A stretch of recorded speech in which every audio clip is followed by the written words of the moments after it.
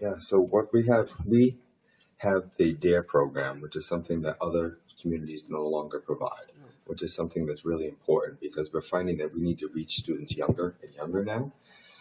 So we have a full-time officer who focuses just on that in our school system, which is really important for the three middle schools, and also serves as the school resource officer, which is Officer Maskell, which I'm sure you've seen her ever at Attleboro High School. That communication and liaison, not just with the school officials, but with you guys who are in school, is absolutely important because the relationship between the police and the community, and the police, is crucial to what we do. In addition to that, we're very different. Attleboro formed its own problem-oriented policing unit. It's called POP, P-O-P.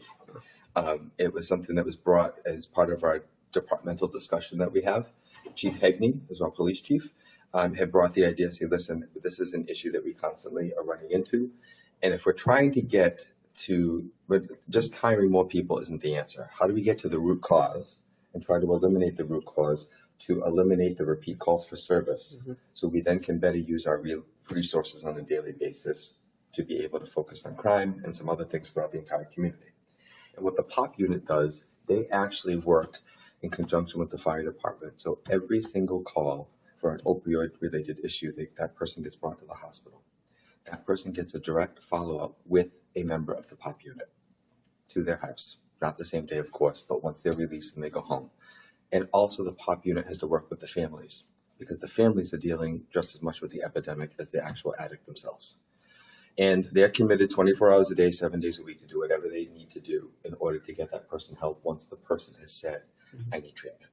I do want to receive your help for treatment. So whether they get together and they're just going for a ride to talk, or whether that person, that POP unit officer, will do whatever he or she has to do in order to find that person a medical bed. That may not even be in Massachusetts. Okay, that could be in Rhode Island, that could be in New Hampshire. And the chief has extended that latitude to the POP unit to do whatever they need to do. That's unheard of. Okay, and so that type of work is unbelievable. They're also doing some other work as it relates to people who are released from prison. And so those people who get released from prison, the first visit starts while they're still in prison by a member of the POP unit. And when they come back, if you need a job, we'll try and help you find a job and try to be able to get you the resources you need to be able to get yourself gainfully employed. If you need shelter or housing, trying to reconnect them with family and friends, positive family and friends. And they said, listen, if you want to cause trouble, we don't want that in our community. So these men and women are doing some really interesting work. And we're being noted for that across the state, which is really neat. Some of the other communities are trying it, but I kind of call it like it's a special recipe. You need a special group of dedicated people who believe in what they're doing in order to be able to do special things like that. Also working together with community agencies. So there are other agencies the POP unit works with in order to provide the wraparound services, specifically as it relates to the opioid epidemic. Learn to Cope is an organization, especially for the families of addicts, because it just tears families apart. The POP unit will go with those families and get them the resources and pull things together. So it's a special thing that's happening here in Attleboro, and something that you should be really proud of because that's not happening in other places.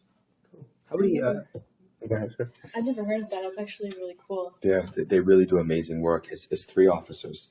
So what the chief decides, so it's one supervisor and two officers, and the three of them work on issues together. They also do something a little bit different as it relates to the actual work that's being done on the street. So if officers who are on a regular beat funnel up to their supervisor and say, hey, something's going on funky in this neighborhood. Can you do a little research on it, try to find out? They'll work in conjunction then with that staff to say, what are the top 10 problems on your shift? And then try to focus in on them, meet with neighbors, do different types of intervention. So they're doing stuff that's very, very different outside the box. And the chief does, this is probably year 3 now that they're doing it. And so the chief said, if technically I'm not asking for more staff, but if scientific numbers will kind of work out in an algorithm, if we reduce the calls for service, then that should backfill what they were doing before on the street.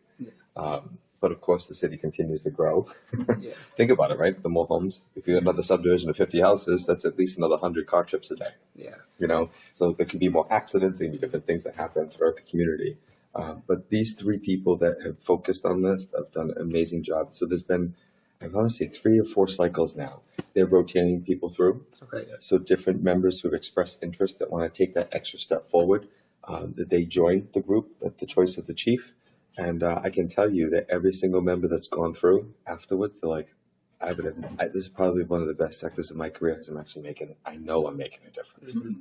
So it's really cool work. Yeah. And I'm really proud of the department and the chief for that.